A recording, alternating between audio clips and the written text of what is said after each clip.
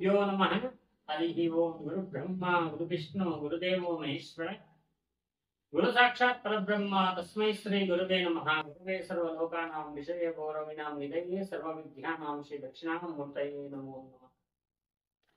ಆತ್ಮೀಯ ವೀಕ್ಷಕರೇ, ಶಾಪ ಅಂತಕ್ಕಂಥದ್ದು ಬಹಳ ಒಂದು ದೊಡ್ಡ ವಿಚಾರ.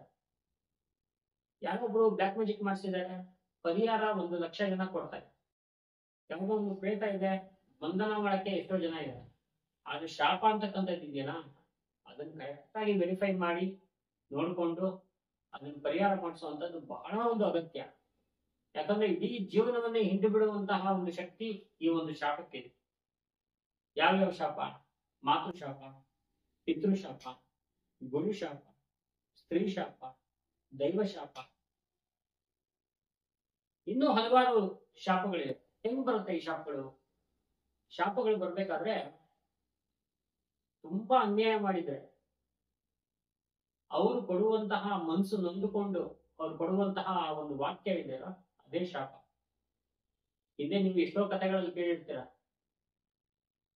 ಶಾಪ ಕೊಟ್ಟಿರ್ತಕ್ಕಂಥ ಸ್ತ್ರೀ ಹಿಂಗಾದ್ಲು, ಕಪ್ಪೆ ಆದ್ಲು, ಹಾವಾದ್ಲು, ನರಿ ಆದ್ಲು, ಕೋಳಿ ಆದ್ಲು ಅಂತೆಲ್ಲ ಕೇಳ್ತಾ ಇರ್ತೀರ. ಹಂಗಾಗಿ ಆ ಶಾಪ ಅಂತಕ್ಕಂಥದ್ದು ಇದೆಯಲ್ಲ, ಅದು ತುಂಬಾ ಒಂದು ವಿಶೇಷವಾಗಿ ಇದನ್ನ ಋಷಿ ಮುನಿಗಳೇ ಕೊಡ್ಬೇಕು ಅಂತ ಏನಿಲ್ಲ. ಯಾರಿಗೆ ನೊಂದುಕೊಂಡು ಯಾವುದೇ ಒಂದು ಮೋಸ ಇದ್ದಿಲ್ದೆ, ಅನ್ಯಾಯ ಇದ್ದೇನೆ ಕೊಡುವಂತ ಶಾಪ ಇದೆಯಲ್ಲ, ಅದು ತಟ್ಟೆ ತಟ್ಟುತ್ತೆ. ಅದರಿಂದ ನಾವು ಬಹಳ ಕೇರ್ಫುಲ್ ಆಗಿರ್ಬೇಕು ಇಂಥ ವಿಚಾರದಲ್ಲಿ.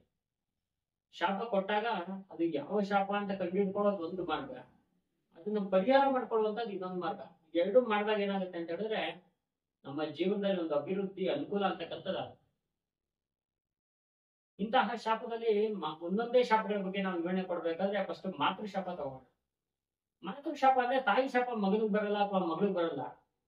ಮಾತೃ ಅಂತ ಹೇಳಿದ್ರೆ ಪಕ್ಕದ ಮನೆಯವರು ತಾಯಿ ಏಜಲ್ಲೇ ಇರ್ತಾರೆ, ಯಾರೊಬ್ರು ಆ ಹೆಂಗಸಿಗೆ ಏನೋ ಒಂದು ಮೋಸ ಮಾಡ್ಬಿಡೋದು, ಅವ್ರು ಕೊಡುವಂತ ಶಾಪನ ಮಾತೃಶಾಪ ಅಂತ ಹೇಳಿ. ನಮ್ಮ ಮನೆಗಳಲ್ಲಿ ದೊಡ್ಡಮ್ಮ, ಚಿಕ್ಕಮ್ಮ, ಅತ್ತೆ, ಅಜ್ಜಿ, ಮುತ್ತಜ್ಜಿ, ಇವರಿಗೆ ಅಜ್ಜಿಯಂದಿರಿಗೆ ಊಟ ಆಗದೆ ಇರೋದು, ತಾಯಿ ಊಟ ಆಗದೆ ಇರುವಂತದ್ದು, ಮಕ್ಕಳದೇ ಇರ್ತಕ್ಕಂಥದ್ದು, ಅವ್ರಿಗೆ ಅನ್ಯಾಯ ಮಾಡೋದು, ಅವ್ರು ಕೊಡುವಂತ ಶಾಪ ಇದೆಯಲ್ಲ, ಅದು ಜನ್ಮ ಜನ್ಮಕ್ಕೂ ಕಾಣಿಸ್ತಾ ಇದ್ದಾರೆ.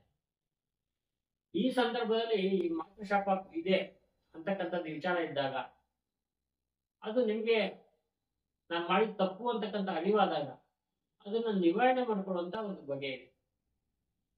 ಪಿತೃಶಾಪ ಇರ್ಬೋದು. ಪಿತೃಶಾಪ ಇದ್ದಾಗ ಪಿತೃಶಾಪಕ್ಕೆ ನಿವಾರಣೆ ಮಾಡಿಕೊಳ್ಳುವಂತ ಇದೆ. ಭ್ರಾತೃಶಾಪ ಅಂದ್ರೆ ಅಣ್ಣಂದಿರು ಅಂತ ಹೇಳ್ತೀವಿ ನಾವು, ತಮ್ಮಂದಿರು ಅಂತ ಹೇಳ್ತೀವಿ, ಅದ್ರ ಭ್ರಾತೃವರ್ಗ ಅಂತ ಹೇಳಿ ಕರಿತೀವಿ. ಅಂತಹ ಒಂದು ಶಾಪ. ಇನ್ನು ಸ್ತ್ರೀ ಶಾಪ, ಎಲ್ಲ ಶಾಪಕ್ಕಿಂತ ದೊಡ್ಡದು ಸ್ತ್ರೀ ಶಾಪ.